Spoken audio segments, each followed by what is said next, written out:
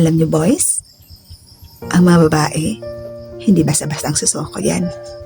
Hindi basta-basta iiwan ang taong mahal niya. Kahit alam niyang niloloko siya, kahit nasasaktan siya, kahit umiiyak siya sa gabi, hindi yan susuko hanggat mahal ka pa niya. Kahit ilang ulit ka pang nagkakasala, hanggat kaya pa rin niyang mag-hold on, hindi ka pa rin niya iiwan. Dahil ganun ang mga babae, kapag nagmahal, loyal yan at totoo. Pero kapag dumating yung panahon na hindi na siya nangungulit sa'yo, na hindi ka na tinatanong kung saan ka pumupunta, na hindi na siya kumikibo kapag humihingi ka ng patawad o sorry, kabahan ka na kasi punong-puno na siya sa'yo.